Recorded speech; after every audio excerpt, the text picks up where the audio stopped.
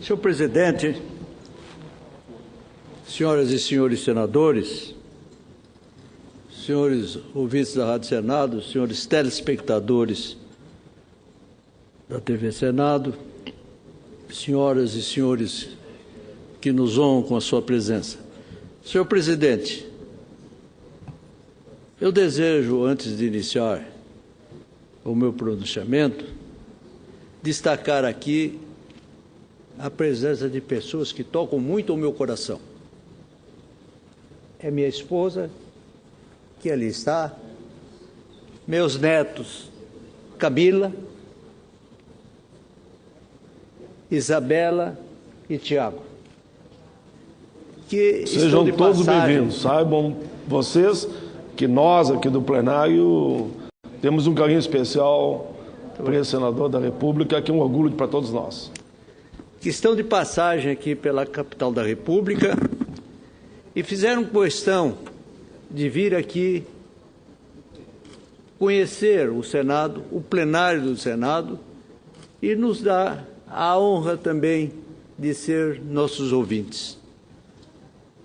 A juventude faz parte, hoje, de uma parcela extremamente importante nos destinos do país.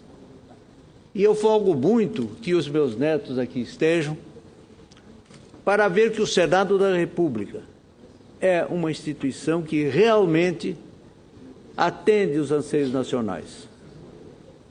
Eles acabaram de ouvir a explanação do presidente do Senado. Longa explanação, mas precisa. Eu tenho a impressão de que eles vão levar daqui uma opinião real do que é o funcionamento do Poder Legislativo do nosso país. Foi uma grande oportunidade que eles tiveram e eu me sinto muito honrado com a presença deles aqui. Mas, senhor presidente, o que me traz também à tribuna é falar sobre a Copa do Mundo. Nela abriu-se um debate nacional sobre quais serão os desdobramentos políticos no cotidiano de cada eleitor depois do evento. Uns dizem que a derrota humilhante da seleção brasileira para a Alemanha e Holanda aumentará o mau humor do brasileiro, fortalecendo assim as oposições.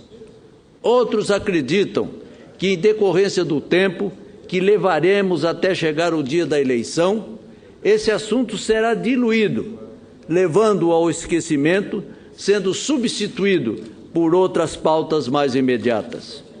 Sou daqueles, senhores senadores e senhora senadora, que se inclui entre os que acham que a derrota brasileira se constituirá num elemento adicional para que o olhar crítico da nação torne-se mais agudo e severo em relação à ilha de fantasia que se pretendeu criar entre os dias 12 de junho e 13 de julho na chamada Copa das Copas.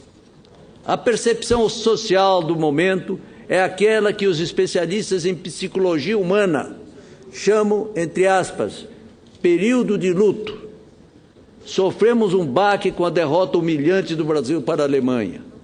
Em poucos minutos, tudo que representava esperança, alegria, otimismo, transformou-se em derrota, tristeza.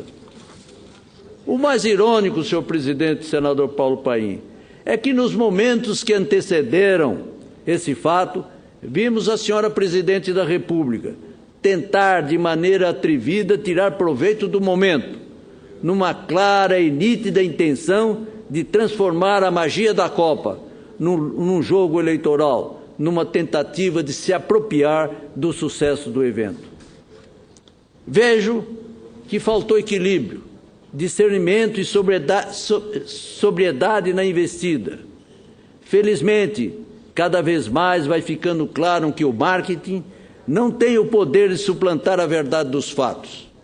Aqueles que imaginavam aproveitar-se de momentos de euforia do povo brasileiro com a intenção sorrateira de conquistar votos, vão errar feio. Nesse sentido, quero destacar posições ponderadas de nossas principais lideranças, e afirmo, do meu partido, senhor presidente, o PSDB, os senadores Aécio Neves e Aloysio Nunes, neste momento da vida nacional. Ambos se comportaram como verdadeiros estadistas, diante dos acontecimentos, sabendo diferenciar com magistral clareza o que pertence ao mundo do esporte e o que faz parte da vida política. Vejo nesse sentido coerência, sensatez, generosidade, ao contrário de setores do governo que mostram desespero, assodamento e voluntarismo. Já se disse no passado que, entre aspas, nas eleições vamos fazer o diabo, fecha aspas. E vejo que isso está se configurando de maneira insofismável. É difícil avaliar se a derrota vergonhosa da seleção na Copa afetará o resultado eleitoral. O fato é que hoje o Brasil só teve 2 presidentes reeleitos, Fernando Henrique Cardoso e Lula, e ambos ganharam nas urnas a despeito das derrotas dos nossos jogadores em 1988 e 2006, respectivamente. Só que desta vez a Copa do Mundo não foi na França, nem na Alemanha, foi aqui no Brasil. Fico pensando, senhores e senhoras senadoras, como serão as coisas daqui para frente? Com absoluta certeza, a sociedade questionará cada vez mais a validade do chamado legado da Copa. Será que os estádios construídos serão utilizados? Será que haverá eventos que os ocupem com certa regularidade? Será que eles serão abandonados para se deteriorarem a olhos vistos, como ocorreu a exemplo de outros países que sediaram a Copa? E as obras dos entornos dos estádios? Será que vão continuar caindo, a exemplo do viaduto Guararapes em Belo Horizonte? E as reformas dos aeroportos que ainda não foram concluídas? E os projetos de mobilidade urbana que ficaram apenas no papel? E os escândalos do superfaturamento da venda de ingressos, que envolve a FIFA de maneira vergonhosa? Enfim, o que mostrará a fiscalização do Tribunal de Contas da União? Penso, senhores senadores, que todas as informações devem ser colocadas com total transparência, para que a sociedade possa avaliar se esses foram bons investimentos para o país. É inegável que o governo surfou no clima de euforia e felicidade geral da Copa, até as semifinais. Nossa seleção vencia os adversários, apesar das falhas que são seriamente questionadas pela mídia esportiva depois dos 7-1 para a Alemanha. Até aí, a senhora presidente Dilma exagerou no slogan Copa das Copas e até amenizou sua pose sisuda para fazer, entre aspas, o ethos do jogador Neymar. Quando acaba o clima de bem-estar, as pessoas saem do estado de euforia coletiva e caem na real, olhando para os problemas do país de maneira mais plena. Aí, quem está no poder perde. Não podemos prejulgar, mas os sinais que vejo não são bons.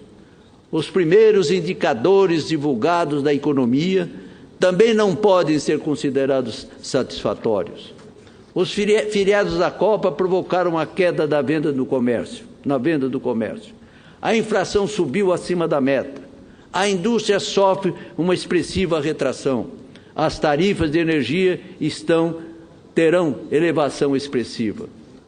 O caldo de assuntos negativos tende a engrossar e o governo se mostra indeciso em tomar as ações necessárias, porque está mais preocupado com os índices das pesquisas de popularidade do que os temas relevantes de interesse da população. Prossigo, senhor presidente. O quadro nacional requer cuidados extremos. As diferenças regionais se acentuam. Os municípios estão vivendo a míngua. Os consumidores se sentem no bolso a carestia. A inadimplência sobe. O endividamento é altíssimo. A saúde vive o caos, a educação claudica, os problemas sociais das grandes e médias cidades tendem a se tornar efervescentes. O manejo da economia não dá respostas satisfatórias às demandas sociais. E os escândalos da Petrobras, por exemplo, permanecem sem respostas minimamente satisfatórias. Senhor presidente, ao concluir quero afirmar: o quadro é preocupante. Esperamos que a sabedoria emanada do processo democrático coloque a nau no rumo certo. Essa é a minha esperança. Que os sonhos das mudanças nos embalem e coloquem o Brasil num bom caminho. Senhor presidente, agradecendo mais uma vez a cortesia de Vossa Excelência ao se referir aos meus netos e à minha esposa, eu concluo, irmanado na esperança de todos nós, principalmente do eminente senador Pedro Simon. Meus netos, é um exemplo para a pátria, que está aí e que vai nos deixar, mas a sua imagem será sempre permanente e lembrada por todos os brasileiros que realmente amam este país. Terminando, eu quero aqui, na presença dos meus netos, render uma homenagem a esse grande homem público que é o senador Pedro Simon e que naturalmente recebe as homenagens de todos que aqui estão. Muito obrigado, senhor presidente.